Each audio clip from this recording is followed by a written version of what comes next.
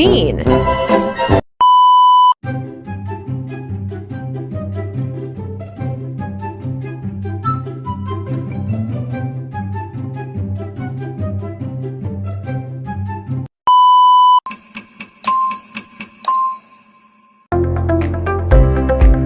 Selamat sejahtera. Today we will presenting our audit case study on Petronas Chemical Group Berhad or PCG, a public listed company in Malaysia.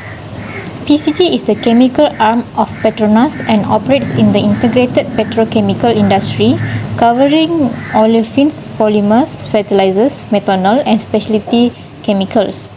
Due to its large-scale operations, complex joint ventures and exposure to volatile market conditions, PCG represent a high-risk and high-impact audit engagement. The objective of this audit presentation is to demonstrate how auditors gain an understanding of the entity, identify key audit risks, and design appropriate audit response in accordance with international standards on auditing. Our presentation will cover the company background, risk analysis, audit planning, ethical consideration, and key professional insight gained from this case. Good morning. I hereby call this audit committee meeting to order. We welcome the external auditors. Please brief the committee on your audit engagement and propose approach for the year. Good morning, Chairman and members of the audit committee. Thank you for the opportunities to present today. Our discussion will cover our engagement acceptance, understanding of the group and its environment, key audit risks identified, and our plan audit response in accordance with international standards on auditing. Before we proceed to technical matters, can you confirm your independence and compliance with ethical requirements? Yes, Chairman. We conduct a comprehensive client acceptance and independence assessment in line with AAT30103 and the MIA bylaws. No financial, business or personal relationship were identified that will impair our independence. In addition, all non-audit services provided were evaluated for safe review and advocacy tracks. These services were approved in advance by the audit committee and do not involve decision making or accounting records. Given the firm's long tenure, how have you addressed familiarity threats? Familiarity threats are mitigated through mandatory engagement, partner rotation, independence quality reviews, and increased professional skepticism in judgmental areas. Very well. Audit manager, could you summarize your understanding of the group's business and operating environment? Certainly, the group operates in the industrial chemical sector with revenue generated from olefins, fertilizers, methanol, and specialty chemicals. This sector is highly sensitive to fluctuations in energy prices, global demand, and environmental regulations. We also note that the group operates large-scale plants which increase exposure to operational disruptions, safety incidents, and environmental compliance risks. How does this environment affect audit risk? Such factors increase estimation uncertainty, especially in asset impairment, inventory valuation and provisions, which heightens the risk of material misstatement under ISA 1315. To begin, it is important for auditors to understand the entity and its operating environment. PCG operates in the cyclical and capital-intensive petrochemical industry, where performance is highly affected by global demand, feedstock prices, and energy costs. The company produces both commodity and specialty chemicals and export a significant portion of its products to international markets. In terms of ownership, PCG is majority owned by Petronas, with other major institutional shareholders such as EPF, PNB, and KWAP. This places PCG under strong governance and regulatory oversight as a public interest entity. PCG also operates through key subsidiary and joint venture including BASF Petronas Chemicals and Kerteh Port, which increase operational complexity and related party exposure. For a governance perspective, PCG has a structured board supported by audit, risk and sustainability committees as well as strong internal control and risk management frameworks. These factors are crucial for auditors in assessing inherent and control risk before planning audit procedures. Did your analytical review highlight any significant trends?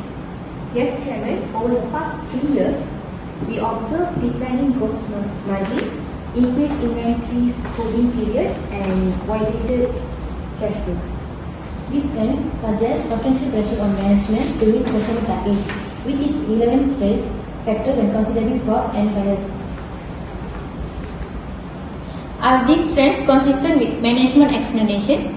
Management attributes the trend to higher inputs and market conditions, which we will critically evaluate during the audit.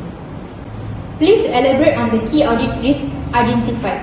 Based on our risk assessment procedure and review of the independent auditor's report, we identified 3 significant risks, which is impairment of property, plant equipment, inventory valuation, and revenue recognitions. These risks involve significant management judgment, complex assumptions, and potential estimate bias, making them high impact risk areas. Do these risks correspond with your key audit matters? Yes, Chairman. These areas are consistent with the key audit matters which confirms their significance. How did you incorporate fraud consideration into your risk assessment? We apply ISA 240 and evaluate fraud risk using the fraud triangle framework. We identify pressure from performance expectations, opportunity arising from complex estimates, and possible rationalizing to optimistic assumptions. Does this indicate a high likelihood of fraud? Not necessarily, Chairman. However, it increases the risk of material misstatement and requires heightened professional skepticism and enhanced audit procedures. Next, we move to analytical procedures and risk assessment. Financial trends analysis shows a decline in profitability with decreasing profit margins, return on asset, and interest coverage over the last 3 years. This indicates financial pressure and increase the risk of material misstatement. Based on ISA 315 and the auditor's key audit matter, the most significant audit risks identified are the impairment of property, plant and equipment, as well as goodwill and intangible assets.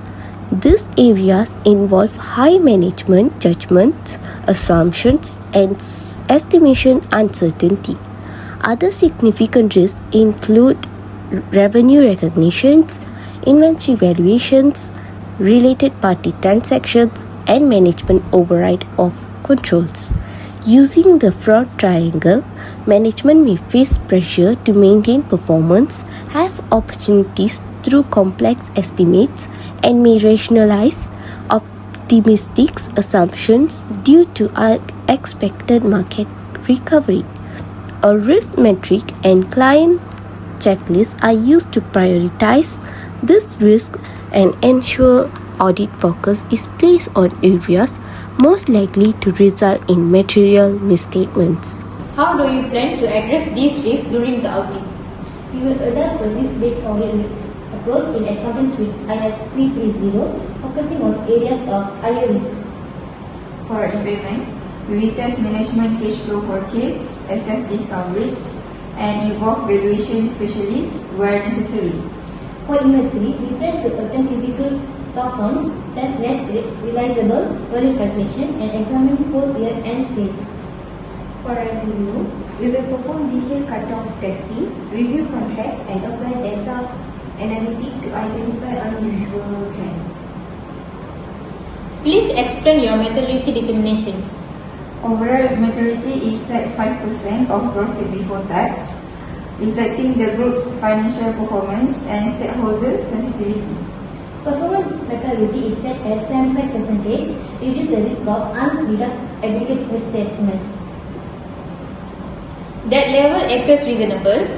How will you ensure professional skepticism throughout the audit?